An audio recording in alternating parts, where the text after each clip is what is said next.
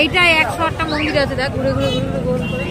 Hi friends, আজকে চলে এসেছি কালনার সেই বিখ্যাত 108টা শিব মন্দিরে। এই বিখ্যাত মন্দিরটার নাম আমি আগে অনেকবারই শুনেছি, আসার খুব ইচ্ছে ছিল। আজ সরস্বতী ঠাকুর দেখতে এসে এই মন্দির দেখার ইচ্ছেও পূরণ হয়ে গেল। এখানে এসে জানতে পারলাম এই মন্দিরটা বহু প্রাচীন আর জাগ্রত শিব ঠাকুরের মন্দির। এই মন্দিরের পাশেই একটা সরস্বতী পুজো হয়েছে। এই দেখো, তোমাদের প্যান্ডেলটা দেখাচ্ছে।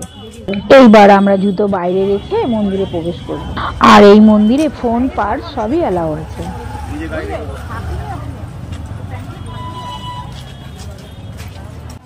আর এই মন্দিরের বৈশিষ্ট্য হচ্ছে প্রত্যেকটা মন্দির একই সাইজে একই রকম ভাবে নির্মাণ করা হয়েছে।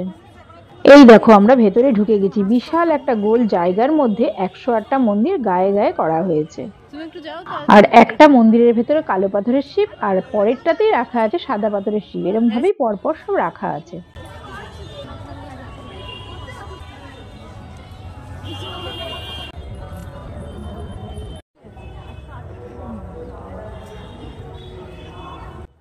এই মন্দিরের ভিউটা কিন্তু অসাধারণ, উপর থেকে একটা অন্যরকমই লাগবে।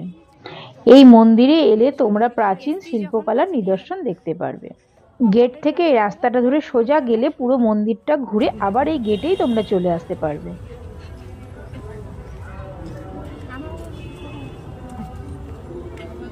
সকাল 10টা থেকে সন্ধ্যে 6টা অবধি এই মন্দির খোলা থাকে।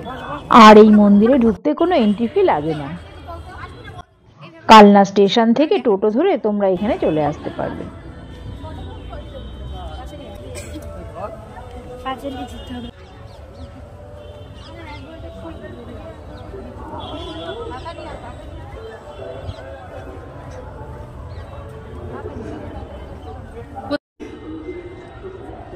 আমরা পুরো 108টা মন্দির দর্শন করে নিলাম। এই মন্দিরের ঠিক উল্টো দিকেই আছে একটা প্রাচীন রাজবাড়ি। রাজবাড়ির সামনেই আছে বিশাল একটা নাট মন্দির। বহু পুরনো এই মন্দির দেখি দক্ষিণেশ্বর হয়েছে।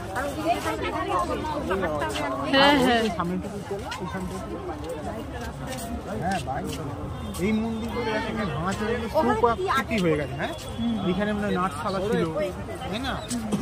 একটা জিনিস দেখে খুব ভালো লাগলো, এখানে তোলা এলাও আছে, সংরক্ষণ করে রাখা হয়।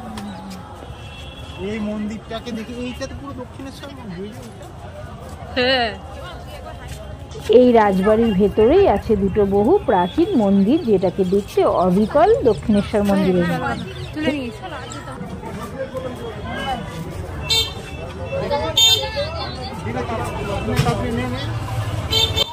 এই মন্দিরের বাইরেই বসেছে বিশাল মেলা।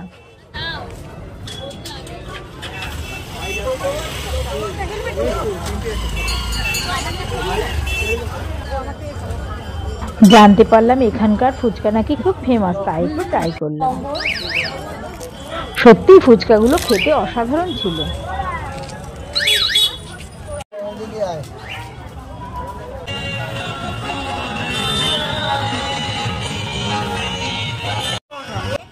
ফুচকা খেয়েই আমরা রওনা হলাম স্টেশনের পথে।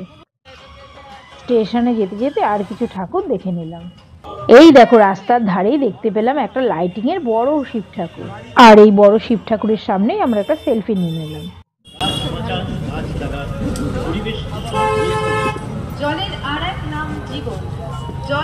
আমার চ্যানেলে চোখ রাখবে, আমি কালকে তোমাদের দেখাবো মগরার সমস্ত বড় বড় সরস্বতী ঠাকুর।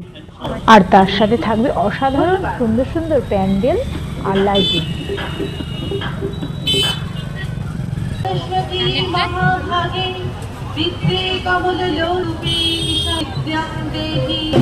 সারাদিন ঠাকুর দেখলে কি হবে, খুব খিদেও পেয়ে গেছে, এবার একটু কিছু খেয়ে নেওয়া যাক।